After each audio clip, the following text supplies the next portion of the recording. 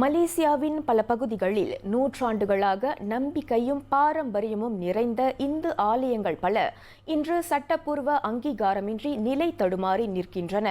ஆலயங்கள் பதிவு செய்யப்படாதது, நில உரிமை தகராறுகள், ஒழுங்கற்ற நிர்வாகம் மற்றும் அரசாங்க விதிமுறைகள் போன்றவை ஆலயங்களின் எதிர்காலத்தை கேள்விக்குறியாக்குகின்றன.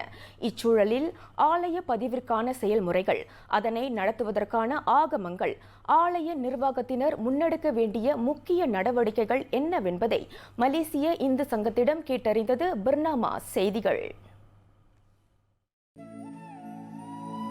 சுமார் 2000 ஆண்டுகளுக்கு முன்பதாக மலாயாவில் இந்தியர்கள் குடியேறிய போது தோட்டப்புறங்களில் ஆலயங்கள் அமைக்கப்பட்டன. எனினும் வாழ்க்கைச் சூழலை மாற்றி அமைக்கும் நோக்கத்துடன் காலப்போக்கில் பலர் அங்கிருந்து வெளியேறி நகர்ப்புறங்களில் குடியேறத் தொடங்கியதை அடுத்து தோட்டப்புற ஆலயங்கள் முறையான பராமரிப்பின்றியும் பதிவு பெறாத சூழலுக்கும் தள்ளப்பட்டதாக மலேசிய இந்து சங்க தலைவர் கணேசன் தங்கவேலு கூறினார்.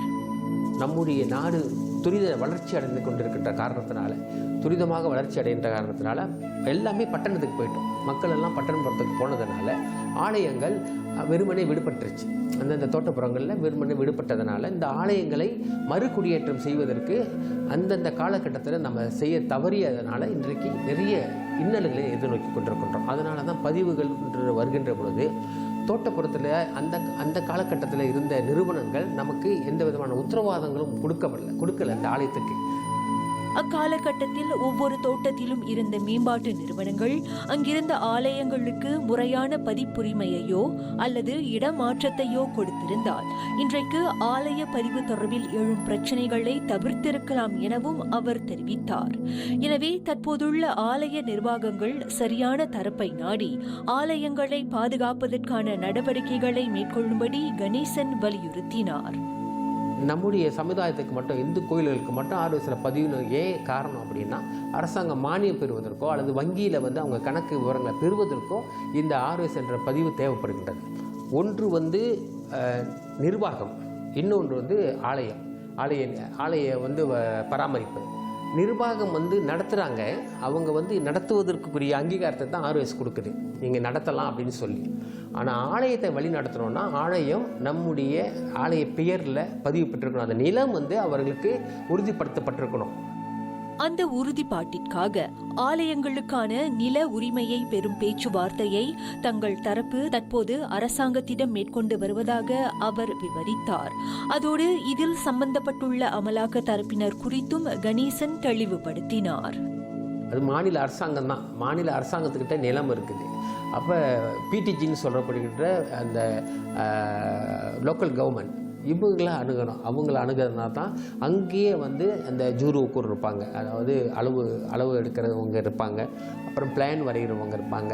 அரசாங்கத்திட்ட கொண்டு சென்றால் தான் அங்கே கொண்டு சென்று அனுமதி வாங்குவதற்கு நில மேம்பாட்டாளர் நிலத்துடைய நில உரிமை கொடுப்பது மாநில அரசாங்கம். அப்போ அங்கே அந்த மனு அங்கே செய்யணும்.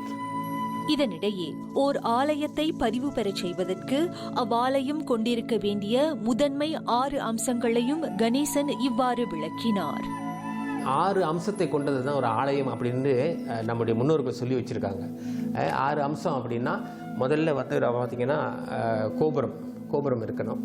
அப்புறம் வாசல், நுழைவாயிலில் அப்புறம் பீடம் இருக்கணும், பலிபீடம் இருக்கணும், மூலஸ்தானம் இருக்கணும், கர்ப்பகிரகம், வசந்த மண்டபம் இருக்கணும், மடப்பள்ளி இருக்கணும் சமையலுக்கு, அப்புறம் ஒரு மண்டபம் இருக்கணும். இதெல்லாம் உள்ளடக்கியது தான் ஒரு ஆலயமாக இருக்கும்.